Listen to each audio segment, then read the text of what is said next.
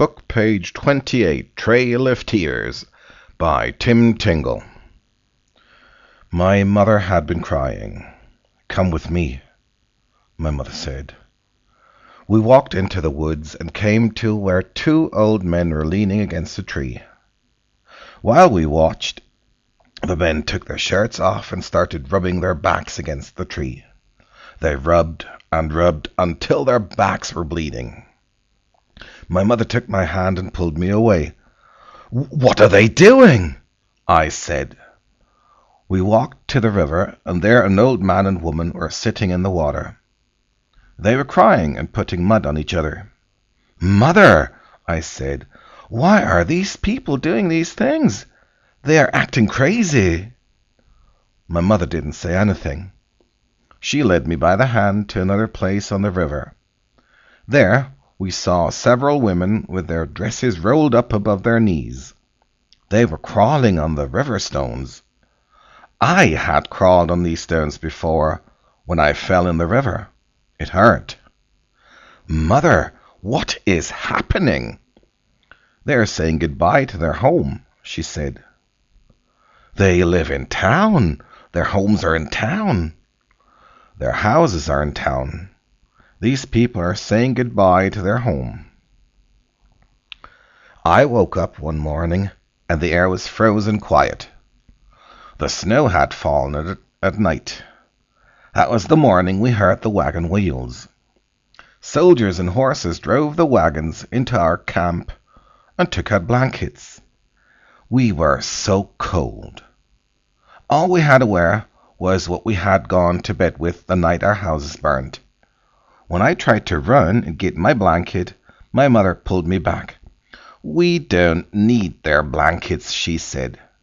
Years later, I asked myself, how could she know that these blankets were infected with a terrible disease? The people began to die. Those of us still living made our way through the swamp to a road. We found hundreds of people walking. Oklanoa. People walking. "We're going to a new home," they said. "One they cannot take away from us." We joined these people walking, my mother and father, my big brother, little dog, and I. One morning, a woman with a baby couldn't wake her little girl up. She covered her face with the blanket. She was crying while she walked, carrying her baby girl and crying. "That little girl has died," my mother said. Her mother wants to bury her near her new home. A week later, the woman fell on the road. Her baby fell out of the blanket. My mother ran to help the woman. "Let me carry your baby," she said. A few days later, my mother fell. It was early evening. We made our camp and built a fire. My mother slept with her feet near the fire. That was the night I first felt the touch. It was a cold touch, moving across my face. I opened my eyes and saw a shadow by the fire. I followed it to the woods. When we were away from the light of the fire, I saw it wasn't a shadow. It was my mother. I went to her and put my arms around her. She was cold, and my arms went right through her. It wasn't my mother. It was her Shalombish, my mother's spirit. My mother had died, and this was her Shalombish.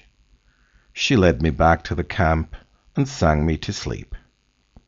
The next morning my father woke me up with his cries. He was kneeling by my mother and pulling at his hair and crying.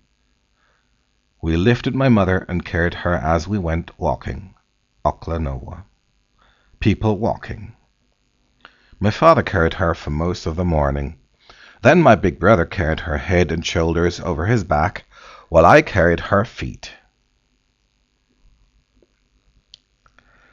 She was heavy, and I knew we could never make the walk like this.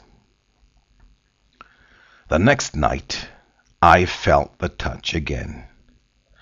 I followed my mother's Shalombish into the woods. When we were deep in the woods, she said, "You have to carry my body here." "The panther will find you," I said. "It's okay," she said, "only the bones." She made me pull her body into the woods. The next morning my father shook me awake. "Where did you take your mother?" He had seen my footprints. I led him and my big brother to my mother's body. When we got there, the panther had done his job. We saw only the bones. We carried the bones to the river and washed them. We put them in a piece of cloth. Now we could carry my mother to our new home. My father, my big brother, and I carried my mother's bones as we went walking. Oklahoma, people walking. When it was my time to carry my mother, I put my arms around her. It was as if my mother's shillambish carried her bones too, lifting me with them. My feet seemed to float along the road.